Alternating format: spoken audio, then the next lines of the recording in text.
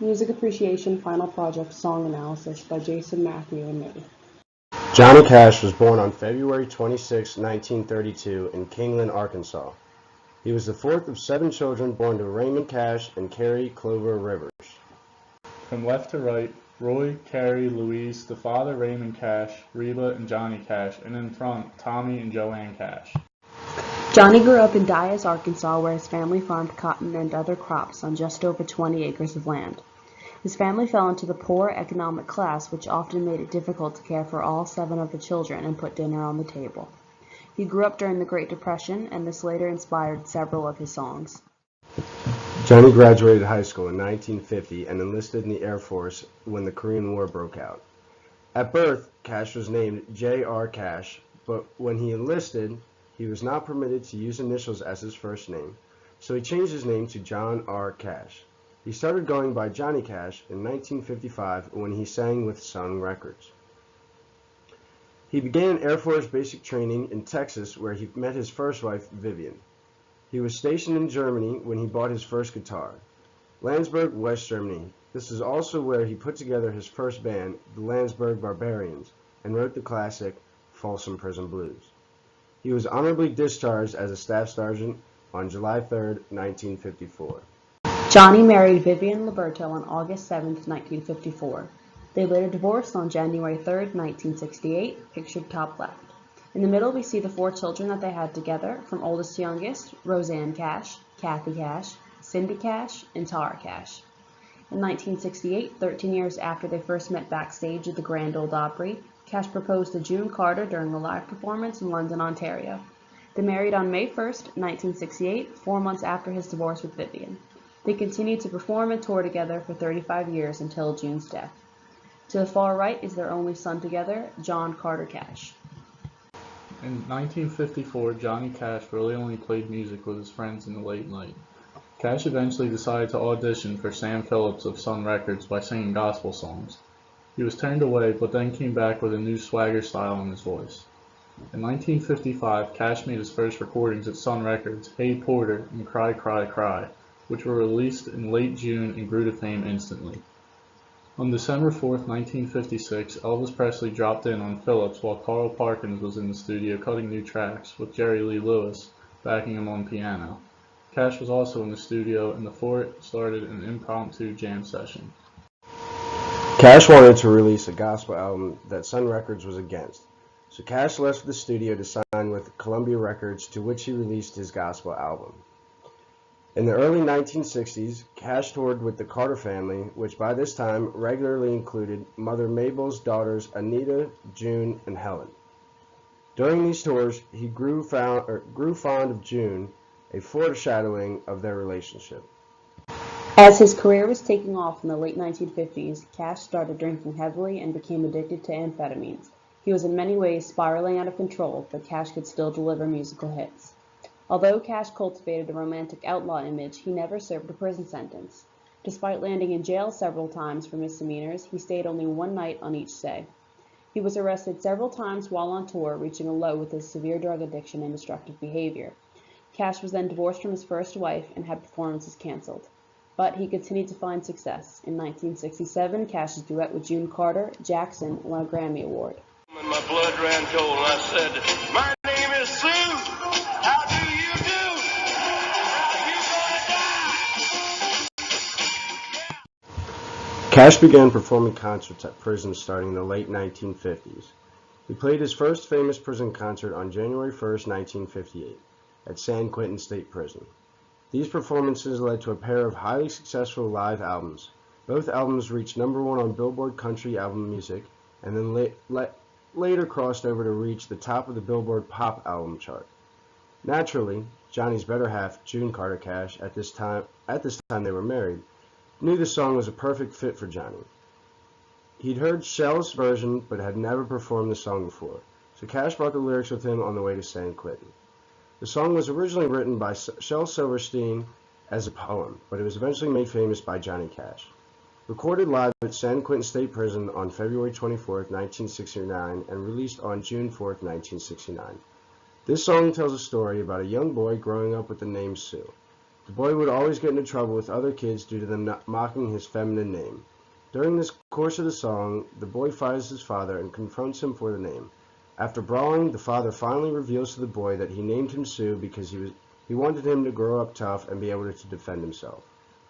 This song has a lot of commentary on gender roles in the South during the 1960s, based on the fact that he has to fight his way as a man because he has a female's name. When he started the song, the band just improvised behind him, and Cash repeatedly referred to the lyric sheet on stage. They didn't spend much time on it because they thought it might just be a novelty performance. The audience was ecstatic. Everything about the performance was about as authentic as it get. Cash pulls off the performance as if he'd rehearsed every word. His form of talk singing just kind of came as natural extension of not having any melody in mind. And when you hear him chuckle, it's an honest reaction to Silverstein's clever writing. Looking at this piece on a wider context in terms of social context, this song is about struggle in society, and the fact that Cash performed this at a prison goes to show his humanity and understanding for people despite their situation. Cash was also struggling in his life at this time with substance abuse, so in a way he could relate to the trapped men in the prison. During this economic time period, it was not uncommon that inmates would be entertained by such a performer. Comparing this moment in history with today's modern world, it is highly unlikely that today's inmates would be visited by any entertainer, let alone one with a legacy like Cash. For the most part, Johnny Cash's songs, especially his most famous songs, are very simple in their melodic structure. The Boy Named Sue is especially indicative of this trend, with the steady repetition of G, C, D, G in that key of G major. What might jump out more than anything from this audio track is actually hearing that crowd reaction as San Quentin's prisoners laugh and cheer and react along with each punchline throughout the song. Hearing that crowd response puts us right there in that room with Johnny and the inmates, and this was later decided to be concluded in the recorded live track. Now, more rooted in the older traditional of oral culture than the modern concept of rock and roll, A Boy Named Sue is a narrative set to music. During Cash's long career, he performed several songs that could be considered rock, gospel, and blues, but this song touches more definitely on that folk country style. The song begins with a simple guitar melody, starting off a little slow playing tone notes and then picking up speed while Johnny Cash begins to sing, using the guitar melody to keep his pace. The acoustic guitar is complemented with Johnny's form of talk singing. When he begins singing, a steady beat of drums is added in the background to solidify the rhythm. You can hear the prisoners roar in welcoming for Johnny Cash at 15 seconds. If you didn't already know that this was recorded live, you certainly do now. Hearing the prisoners makes it feel as though you were in the audience with them. It was a genuine response of entertainment that engulfed the crowd. At 36 seconds, you can hear another instrument added to the harmony. That would be the cello in the background, as well as the electric guitar to enhance the guitar melody. The quick guitar step-up occurs at the end of Johnny's vocal run. At 55 seconds, at that point in the song, the unplanned characteristic really shines through. The electric guitar is played on a quick run, or a guitar slide, to give the song more character. At 1 minute and 7 seconds, the melody of the drums change, and they appear to become louder. All of these changes in the melody go on to further prove that the melody was improvised. The acoustic guitar is not as prominent now as the electric guitar. This style is starting to fit into the Johnny Cash/Elvis form of song. At 1 minute 39 seconds, the lyrics, "My name is Sue, how do you do?" You can hear the aggression in Johnny Cash's voice. The instruments get louder and the tone gets harsher. They tie perfectly with the idea of the confrontation that is about to occur between a boy named Sue and his father. At 1 minute and 43 seconds, Cash sings the final line of the verse, "Now you're gonna die," and the tempo and the melody appear to hit their climax of the song. You can hear the prisoners erupt in laughter once again. The melody softens and the tempo begins to slow down again.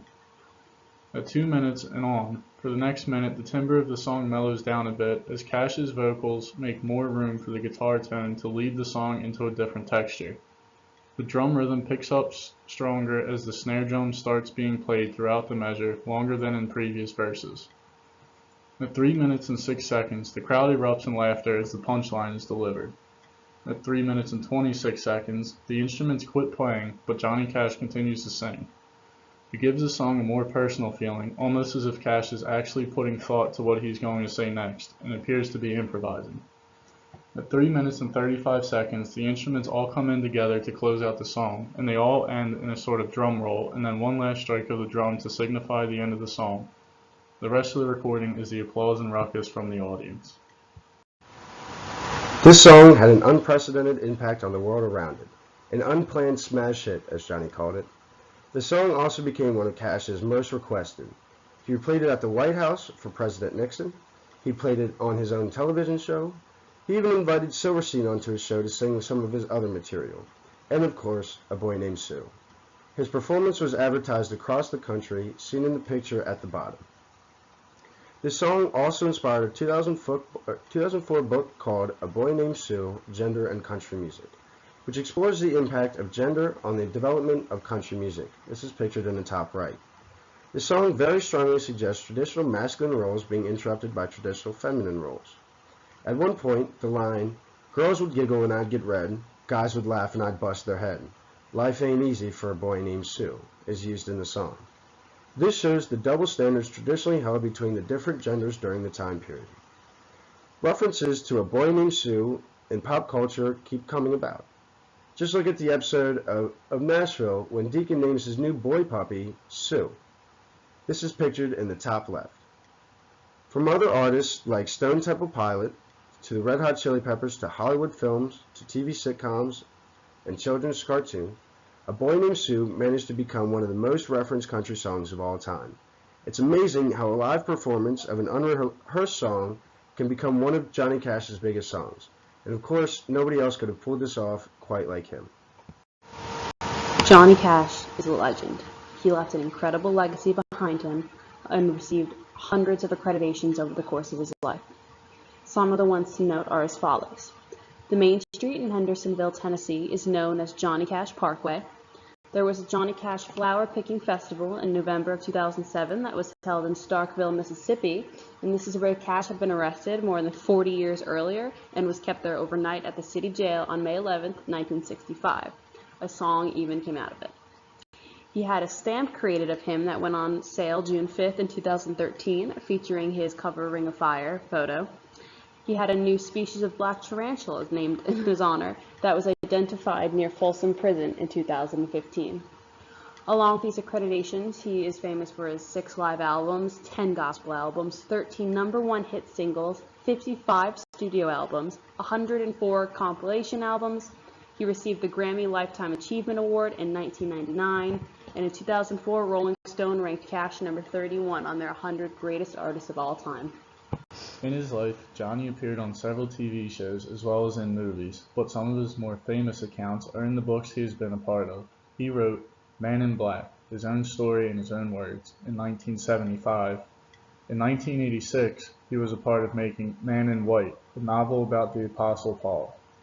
In 1997, Cash wrote Cash, the autobiography, along with Patrick Carr. In 2011, Johnny Cash Reads the New Testament, is a recording that he released. In 2014, Cash worked with his daughter Tara and released Recollections by Johnny Cash. And in 2017, he helped with Dunham Press and released The Man Who Carried Cash, with Johnny Cash in the making of an American icon. If we had more time, we would have liked to examine his life in far more detail. Johnny Cash lived a life of influence. From the way he dressed in all black for the poor and beaten down, to being in the public eye during a drug addiction, to sharing one of the most iconic loves in country music history. Johnny Cash has had influence on the economically disinclined of the 1960s, as well as on the teenager of the 2010s alike. Well, thank you very much. Thank you very much for this evening and for the past 25 years. Thank you. God bless you and good night.